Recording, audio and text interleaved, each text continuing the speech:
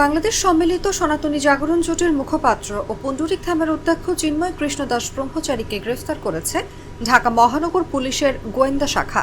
তাকে গ্রেফতারের প্রতিবাদে ডিবি কার্যালয়ের সামনে জড়ো হয়েছেন সনাতনী জাগরণ মঞ্চের নেতারা।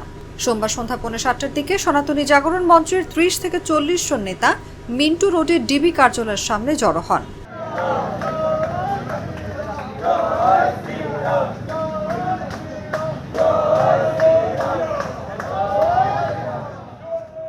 সরেজমিনে দেখা যায় সনাতনী জাগরণ মঞ্চের নেতারা ডিবি কার্যালয়ের সামনে অবস্থান নিয়েছেন। তারা চিন্ময় কৃষ্ণ দাস ব্রহ্মচারীকে গ্রেফতারের প্রতিবাদ জানান। তারা সেখান থেকে শাহবাগে অবস্থান নেবেন বলে জানিয়েছেন।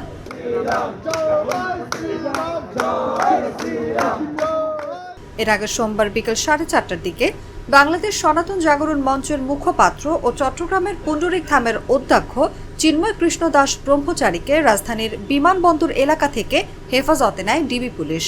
পরে ডিবির অতিরিক্ত পুলিশ কমিশনার রেজাউল করিম মল্লিক গ্রেফতারের বিষয়টি নিশ্চিত করেছেন। আপনারা একটু সহযোগিতা করেন, এটা হচ্ছে আপনাদের কাছে আমরা জাস্ট আমরা এক নয়টা দেখবো, আমরা প্রভুকে একটু দেখবো, এতটুকুই। আমাদের বিষয়টা হচ্ছে সকালে, এখন কিছু করবো না দাদা। এখন হচ্ছে আমি শোনেন, আমি হচ্ছে আমার টাকা লাগবে। আমার কথাটা আপনারা শুনবেন।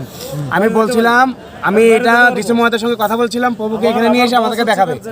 এখন আমরা ওনাকে যদি বলি ভিতরে নাও নিতে পারে, শুধু এখানে এনে দেখাবে, সেটাই তো দিয়ে দেন। ওনার দিয়ে আসুক, প্রভুকে এখানে নিয়ে এসে উনি খাবে না, কারো হাতে খাবে না, উনি নিয়ে যাক। খাবে না উনি, শুধু ওনাদের ধর্মীয় কিছু বিধিনিষেধ আছে, ধর্মীয় কিছু বিধিনিষেধ আছে, সেই নিষেধ অনুযায়ী চলতে হয়। তাছাড়া উনি জেলে বা না গেলে সন্ন্যাসী মানুষ, বুঝছেন, উনি ধর্মীয় কিছু বিধান আছে, সেই বিধান মানতে হবে। আপনি চেক করতে পারেন। বাংলাদেশ সনাতন জাগরণ মঞ্চ গত 25শে অক্টোবর চট্টগ্রামে সমাবেশ করে। চিন্ময় কৃষ্ণ দাস এই মঞ্চেরও মুখপাত্র। ওই সমাবেশের পরপরই চিন্ময় কৃষ্ণ দাসের বিরুদ্ধে জাতীয় পতাকা অবমাননার অভিযোগ এনে চট্টগ্রামে একটি রাষ্ট্রদ্রোহের মামলা করেন বিএনপি নেতা ফিরোজ খান।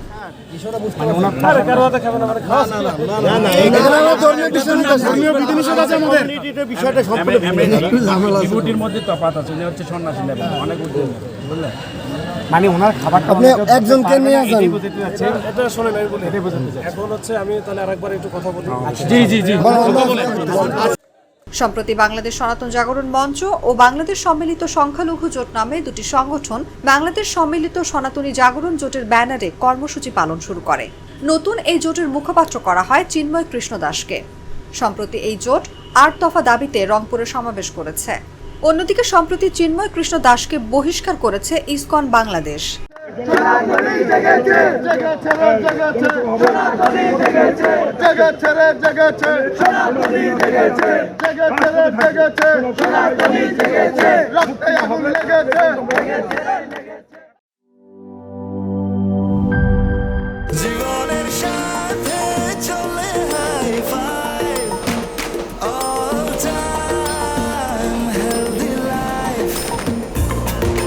জার্নিতে স্বাস্থ্যকর all time family cake, all time healthy life.